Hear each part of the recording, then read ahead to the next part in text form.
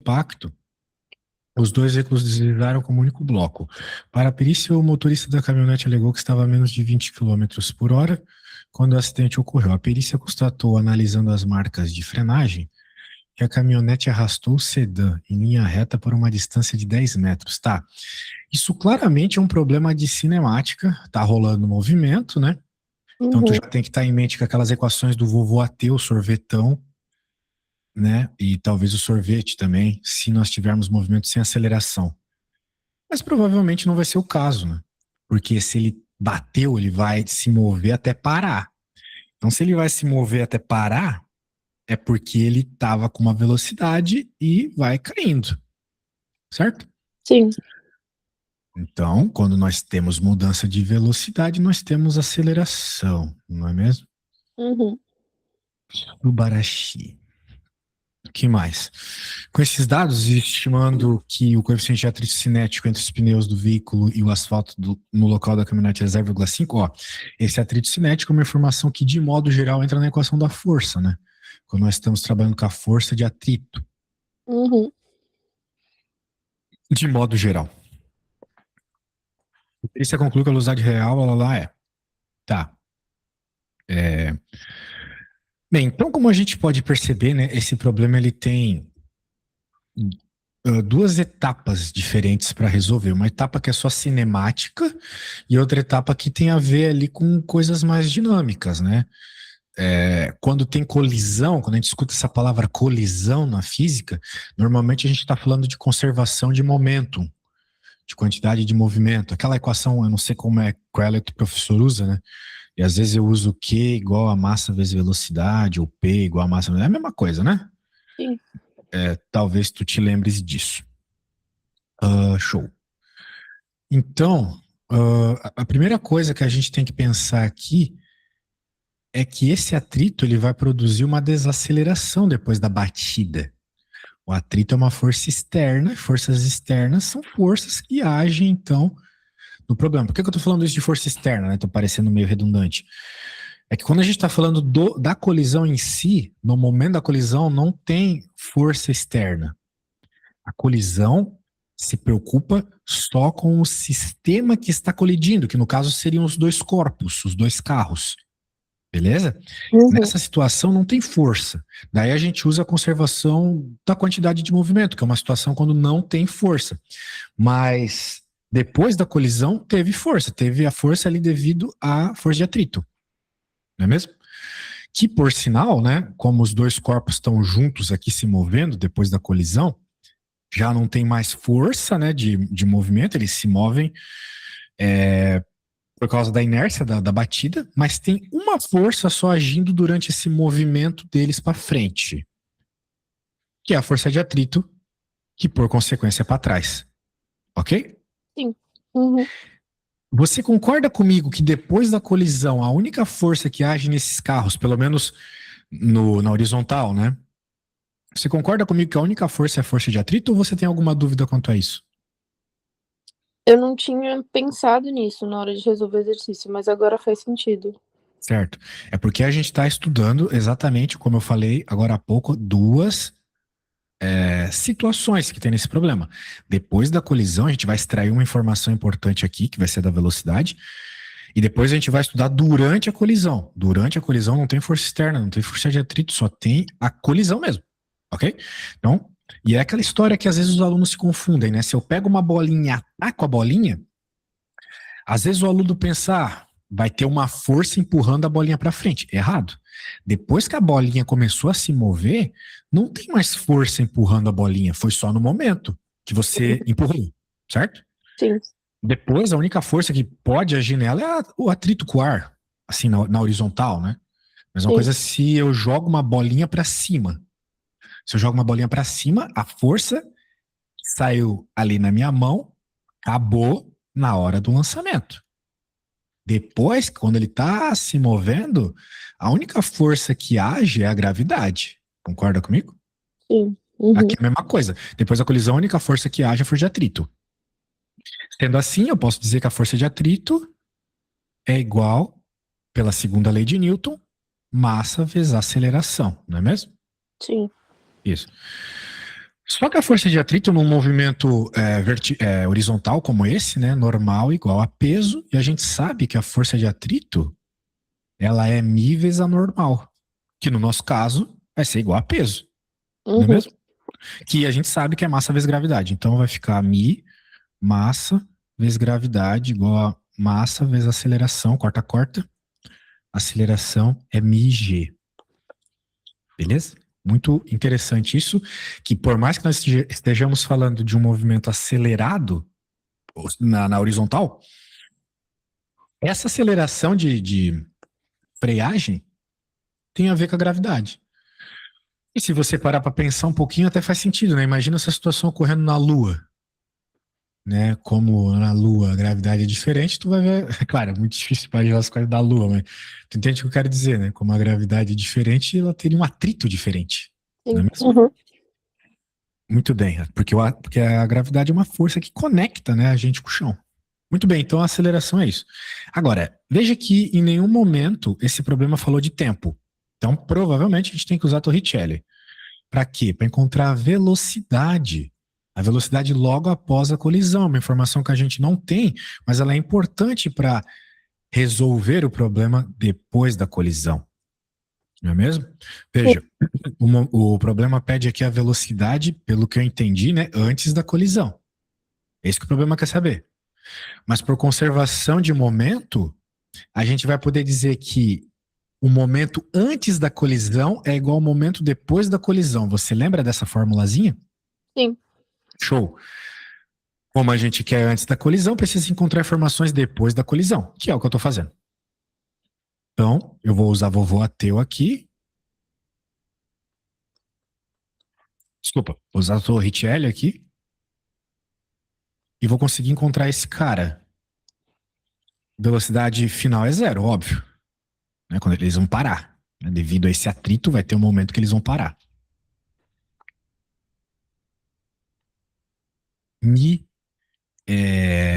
MG, né? Então é 0,5 vezes 10. Vezes o delta S, que o enunciado citou ser 10 também. Show? Certo. Então a velocidade inicial vai ser 10 metros por segundo. Alguma dúvida quanto a isso? Não. Muito bem, então essa é a velocidade antes da colisão. A gente vai usar essa informação para poder fazer a conservação do momento.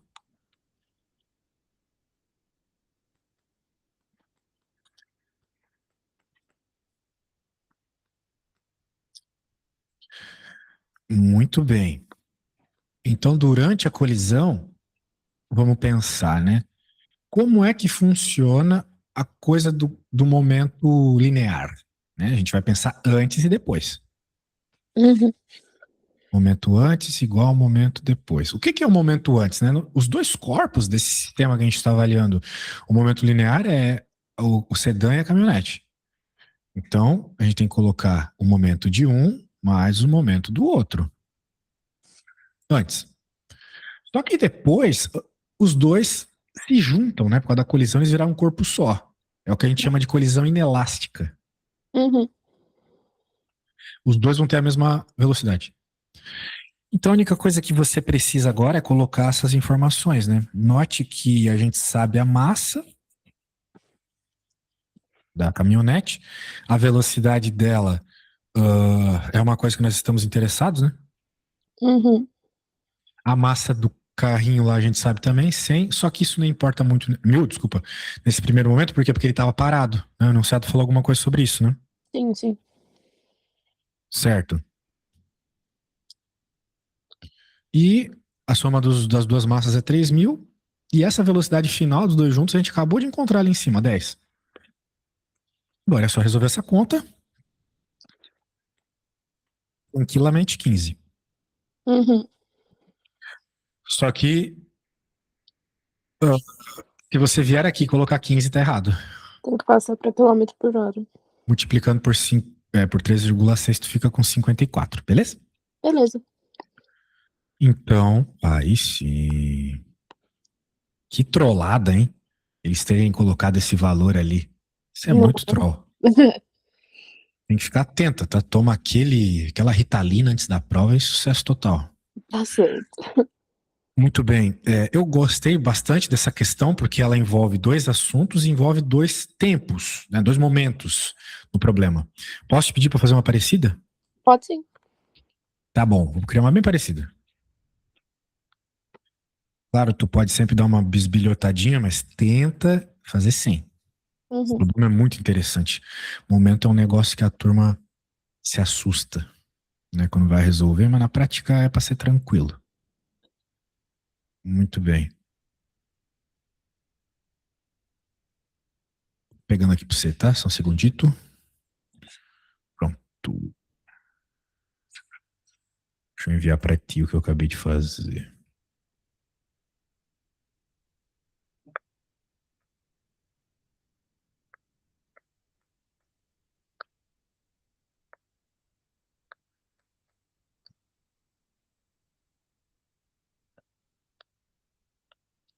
Então, quando terminar, pode mandar aquela fotona. Tá bom.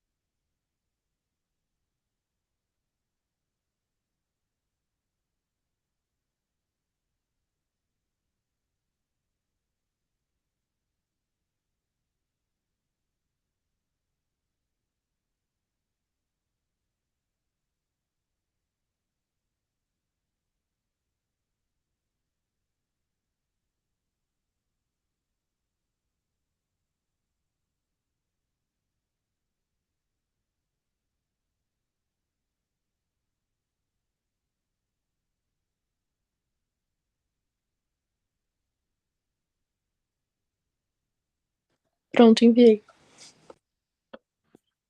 Deixa eu ver aqui.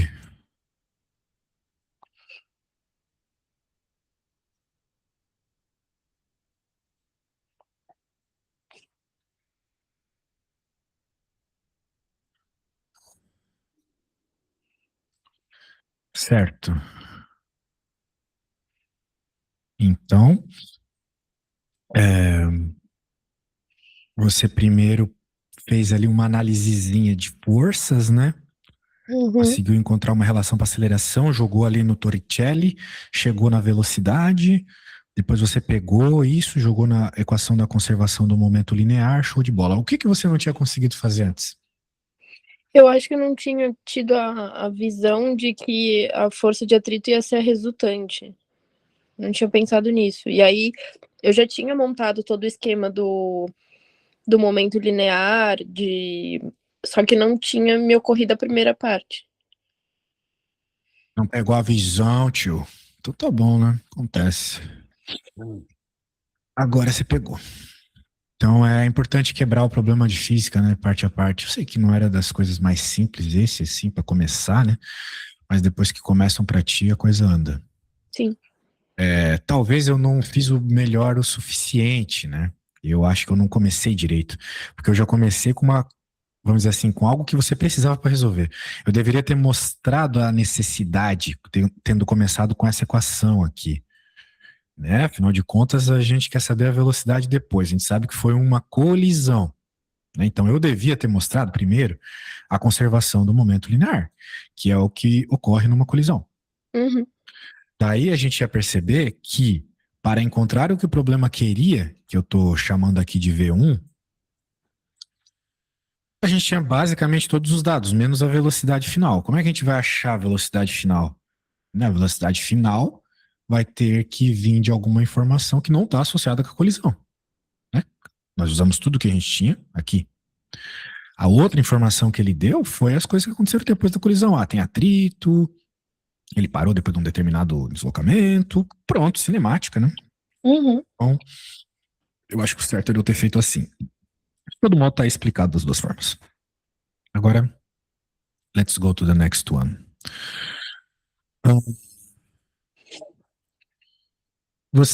Falando nisso, você fala inglês? Falo. If you want, we can do our classes in English. Yes, we can.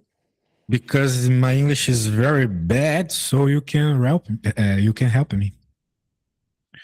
And I help you in math and physics. Okay, let me see. What's the problem here?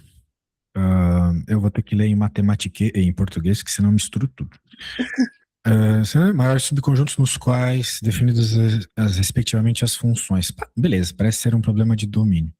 Considere ainda isso as imagens. Fechar a porta aqui que tá uma barulheira desgraçada de maquita, igual aquele funk.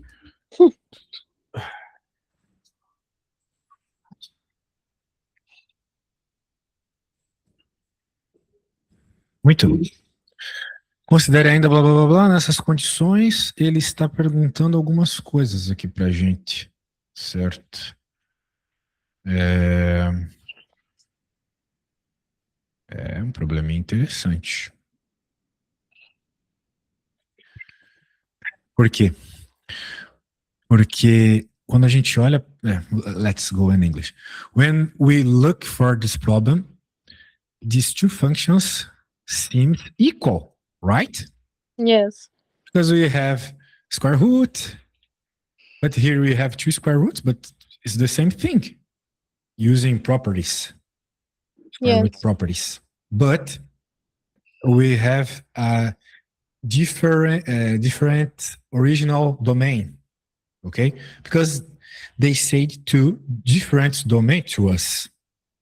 Yes. So I think in this kind of problem, we need simplify first, right? So to simplify this kind of problem, we can factorize, okay? Because we have a polynomial here. Here we have actually two polynomials under two. But the first one is very interesting to simplify because probably we can cut the simplification with this term in the denominator, right? But how we can simplify this? I will send to you a file about simplifications. This file is very important. I think I already sent this to you. Just a second. If you don't understand my English, just tell me, okay? I understand.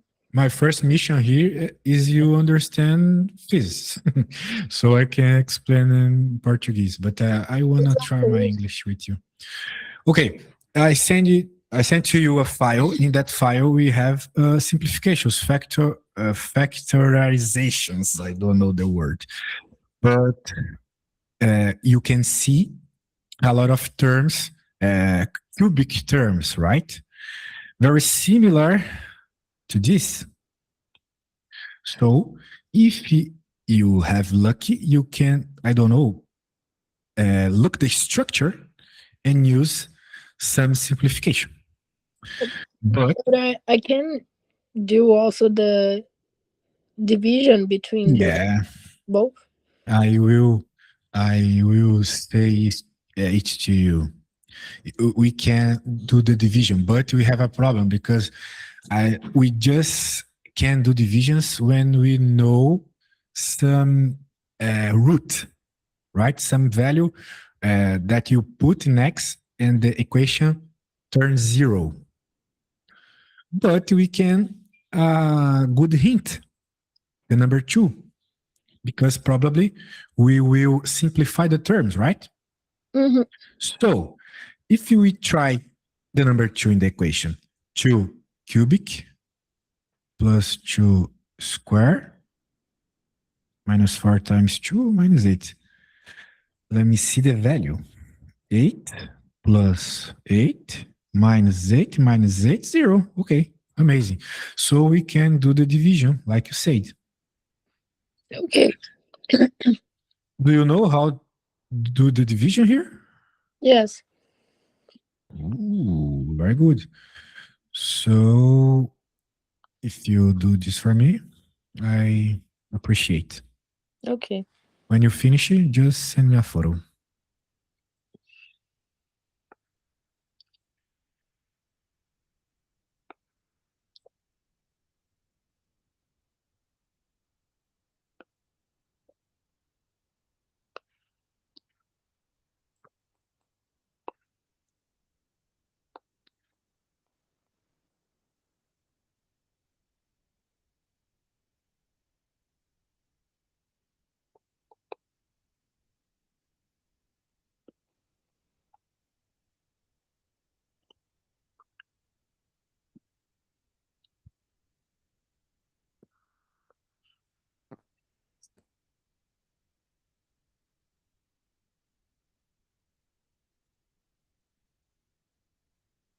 I send.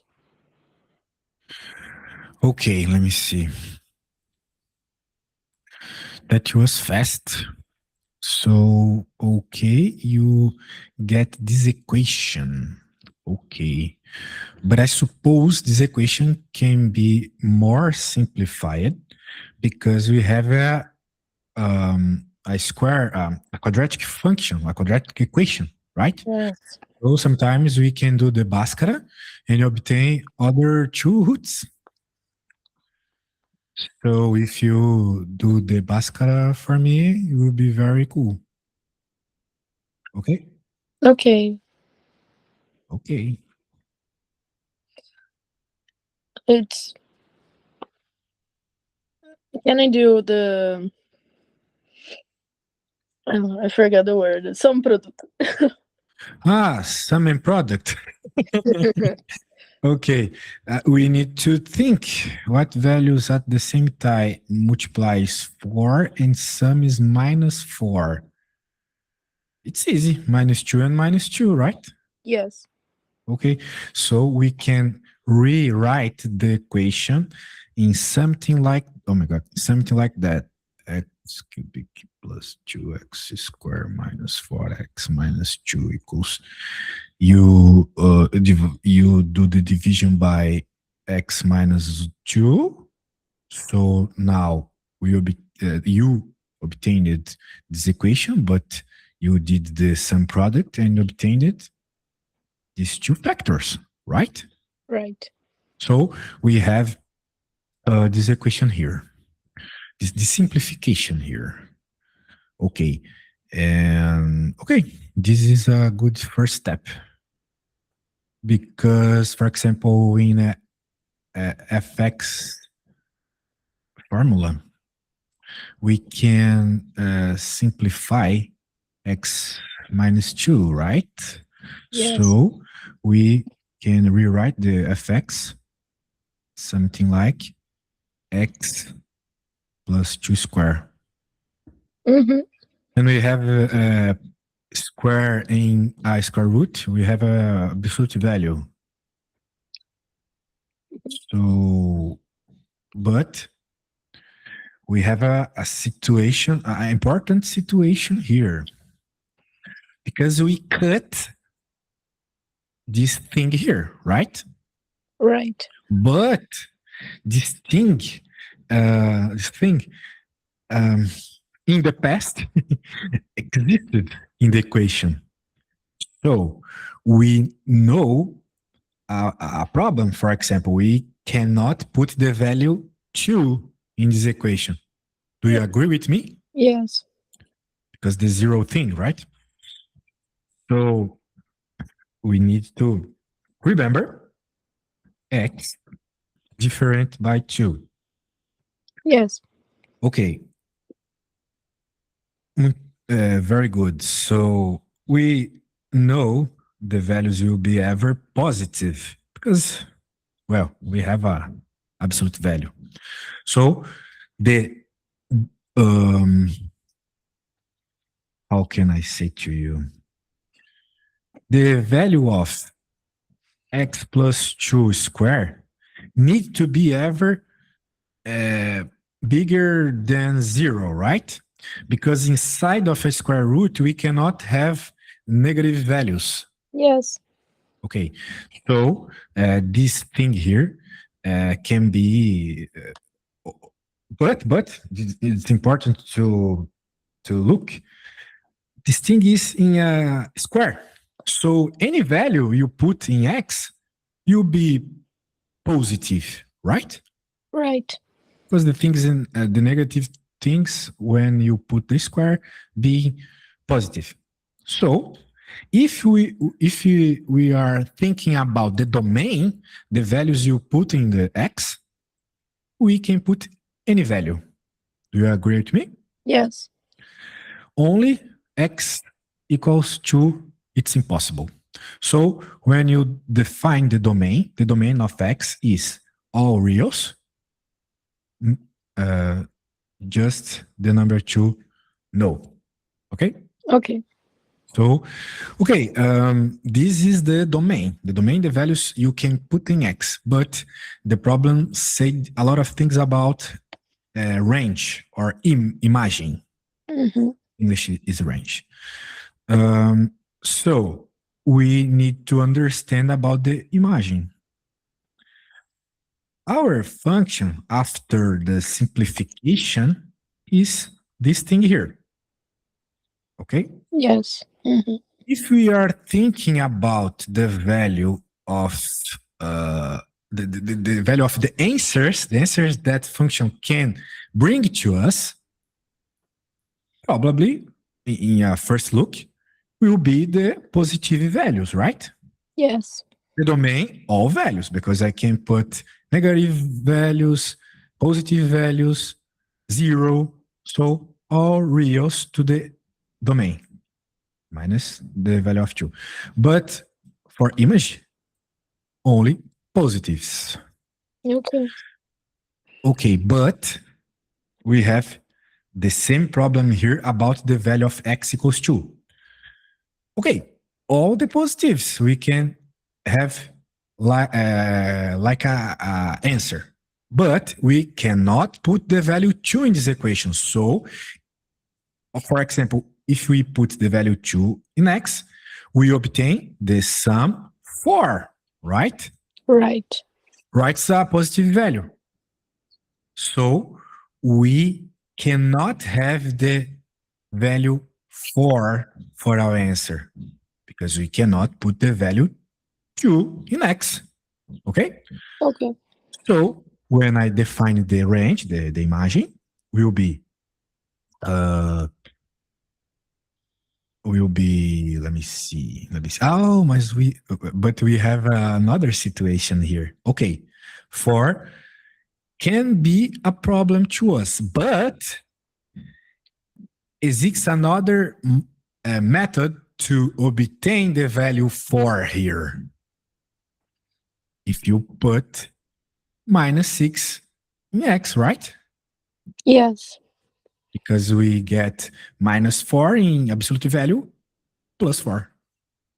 So 4 is not a problem for us. And when I define the imagine, will be all the positives. Okay? Okay. Amazing. This for the fx function, but for our gx, let me see. The function g is very similar, very, very similar.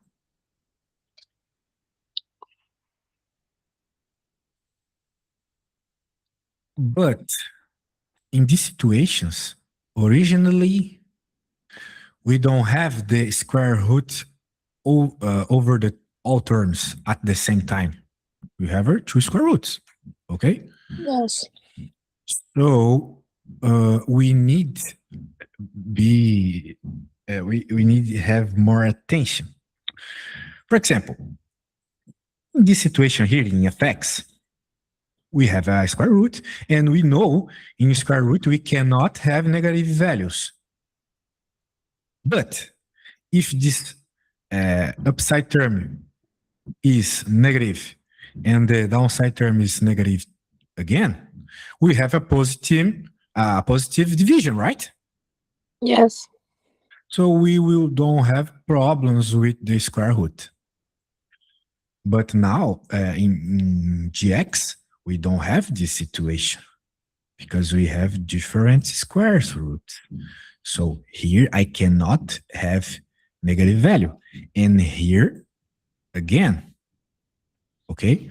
Here in fx, I can have a negative value in the denominator if the numerator be -2, right? Right.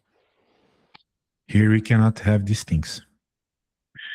So in gx, we need, because the denominator, for example, we need x -2 bigger than 0.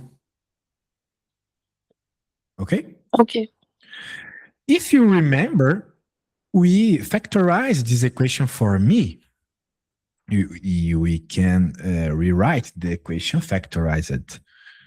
X -2, x plus 2 squared. Okay.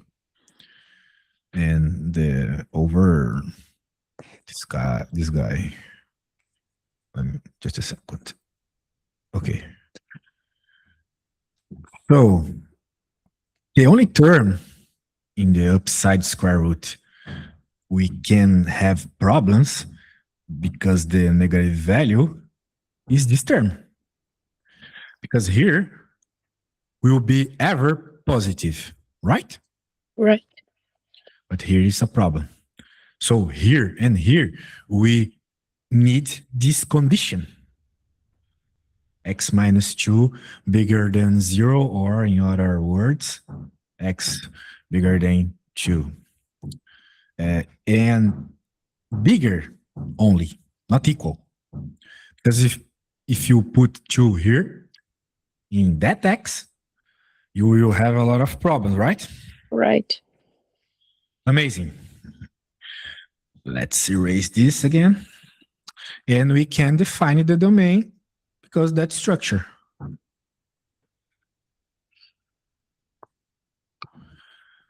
Amazing. Now, we can, to understand the range, the imagine, we can do some simplification here.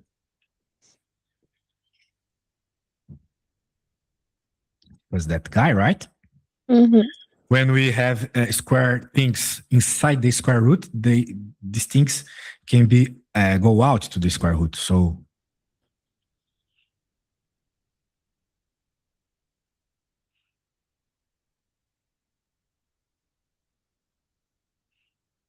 okay. Okay. And look that we can simplify again. We need to take a break here because this guy needs to be positive because that guy was squared inside the square root. So we have this rule in math. When the things go out to the square root, need to be positive. Remember, x can be any value in a first moment.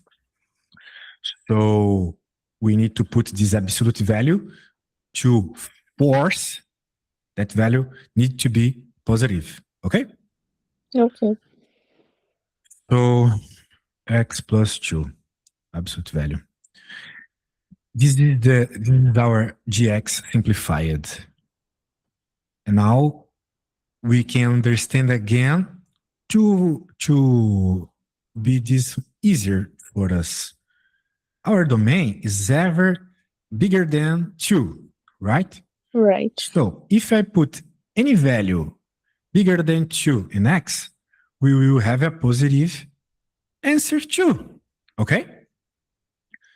So using that domain, the domain of the G function, we don't need to put the absolute value because we ever will be positive values in our answer. Any value bigger than 2, do this thing positive. Okay? Okay. Okay, so our domain is bigger than 2. If I put values bigger than 2 here, I ever will have answers bigger than 4, right? Right. So our image is 4 to infinity. Okay. Now we can compare the domains and the ranges. Let me copy these things here. Just a second here. And the domain 2 here and here. You can see that problem don't have a lot of math, a lot of calculation, right? It's Right. just interpretation. What's a domain? What's a range? How these things works in this problem. So sometimes we have this kind of problem. Okay. The answers in the options here wanna comparisons.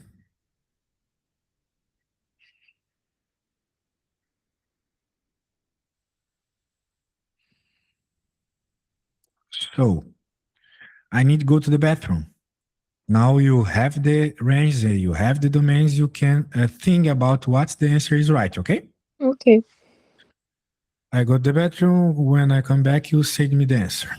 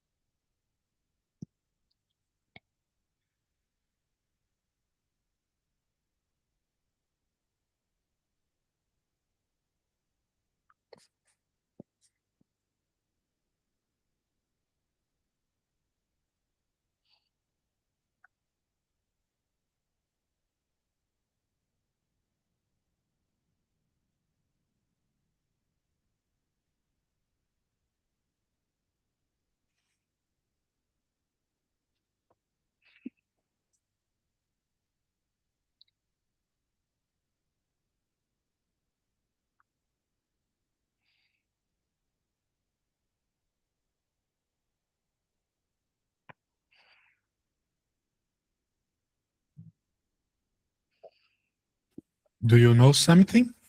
Yes, I think it's letter E. Amazing. That's the right answer. We have a lot of differences. I don't know the word. But okay, congratulations. Very easy, this problem. What you didn't understand before? I think I didn't do something like analyzing the both equations. You look the equations and don't notice the difference, right? Yes. Yeah. Yes. But I have a lot of is a little hard, but we have difference here because here we can have negative values, here no, and a lot of other things. But okay, now you know how to work, and when you see things like a cubic equation, probably in that form, probably you need simplify to produto notável. Okay. A special product, if I am sure. Okay, I will save this page.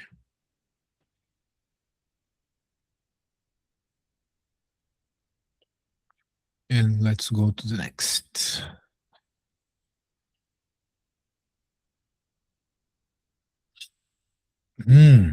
We already studied this kind of problem, Yes. if I remember well. What's the problem here? Can you explain to me? I don't know. Ok. Admitindo que a linha pontilhada represente o gráfico da função f de seno de x, que a linha contínua... Eu já fiz esse problema alguma vez na vida. Represente o gráfico de... E não foi contigo? Alfa seno de x, beta x, segue que... Oh, ok. So we need to understand our problem here. For example, we have sen x in pontilhada. I don't know the scattering, something like scattering, if I remember well. A point line. This guy here is this guy here. Oh, I need my pen. Right? Right. Amazing. And this guy will be here. Okay. So we can see the point line is bigger than the straight line, right? Yes. So we have a bigger amplitude in the point line. And the amplitude is the value that multiplies the function. In other words, the alpha, right? Yes. Yes. So we can see in the function fx sen x, for our problem, for our situation here, the amplitude here is 1. In other words, the value of alpha in fx is 1. And the beta value is 1, 2. Okay? Okay. But if we need to compare the values, we look to the sen, we note the sen is bigger, so 1 is bigger than alpha. Right? Yes. Make sense to you? Yes. Amazing. What is the value of beta? What's the mathematical meaning? This guy have a relation with the period, the frequency. Okay? Okay. So we can look for this problem and note the frequency of the blue line is bigger than the straight line. Because we have more waves in the same space. For example, here, we have 2 point waves, but just one straight wave. Okay? Okay. So you have a bigger frequency.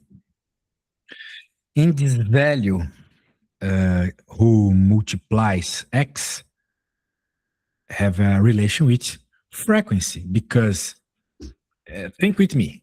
Let's put some values. For example, if here we have the value 1, the number 1. Okay. Here 1, here is 2. We know that value have some relation with pi, the number pi. But let's using these numbers. So if I need this answer to my straight line, I need the value, I need to put in x the value 1. Here, 1. But for my, how can I explain this? Because we have the same value 1. But if you understand, when I put the same 1 in the other function, we have 2 functions, right? Right. The x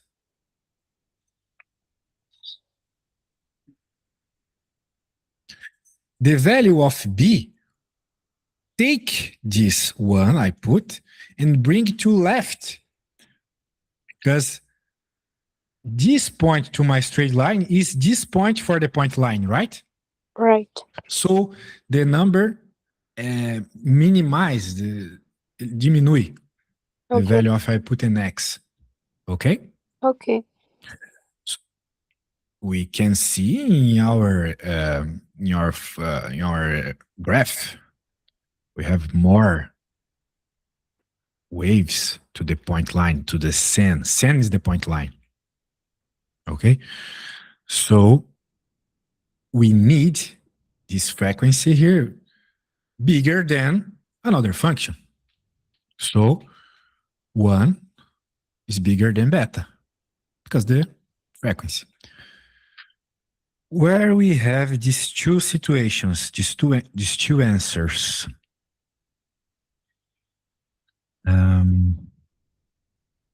0, I suppose, is the first one, right? Yes. Because we know, because this, what they write here is the same thing I write here and here.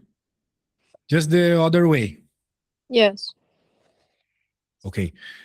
So to understand this, we need to understand how the sen function works. But all the functions work similar. The numbers who multiplies the function have relation with the size of the function. In math words, the amplitude.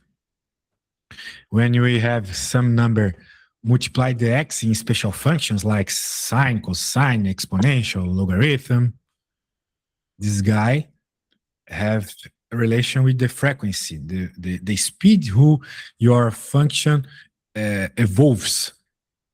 Okay? Okay. So our answer is A, and this have a lot of sense now. Do you agree? Yes. Yes. Yeah, a lot of sense. It's very easy. You just don't compare the things. Didn't compare the things, right? Yes. I imagine. But okay, now you know. Oh my God, what's this? A lot of numbers and experiments. What's the problem here? Can you explain?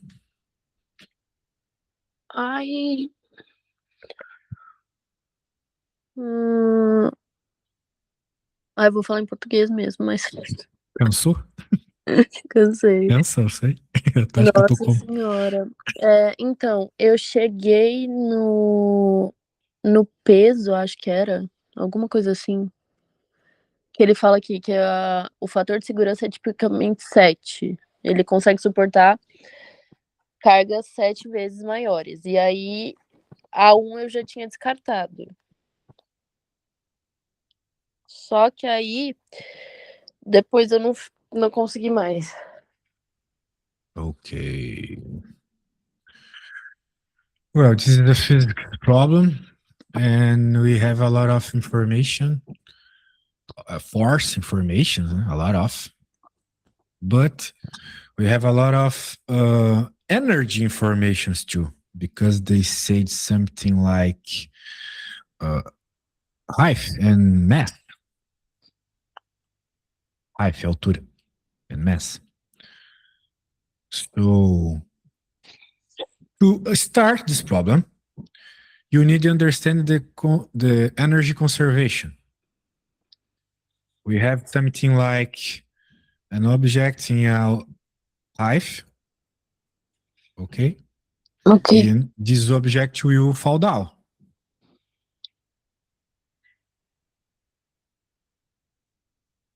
I will put another color. We know this height.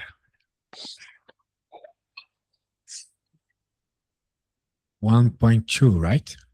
Right.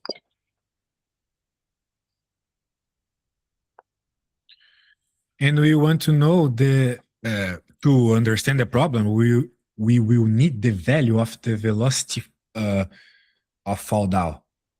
What's velocity the object hits the ground? Okay? Ok. This is the problem. The problem is about this. So this kind of problem is very easy to do using the conservation of energy. If you remember, the energy here is potential gravitational, right? And here, kinetics. Do you remember? Yes. The energy is the same because we don't have any frictionless. The problem is frictionless. Uhum. So mass, gravity, height equals mass, velocity square, 2. Using that equation, you can obtain the value of speed. Okay? Ok. So when you obtain the speed, you can now using the information about circular move. In some place in this problem, they said something about a circular move.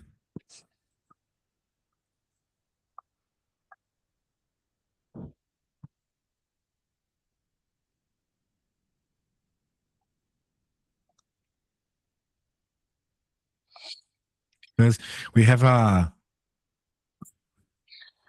a pendle, right? Yes. And in a pendle, we have a circular move. If you press the move here, it's circular. Okay? Ok. Makes sense, right? Yes. This is a circle. In a circle, we ever have the centripetal force because the tension of the hoop. So we have the tension of the hoop, we have the gravity, because these two things in if you think in the small o ponto mais baixo do movimento,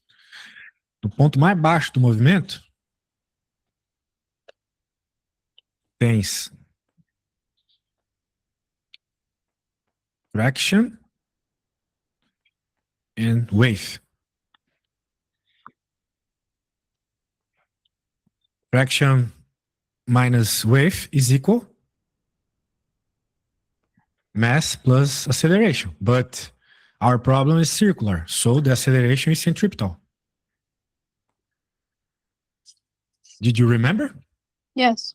So what you need is put the values and bring the answer, okay? Okay. Amazing. I will send to you these things and you can finish it to our next class. Okay. Thanks for the English class to me. and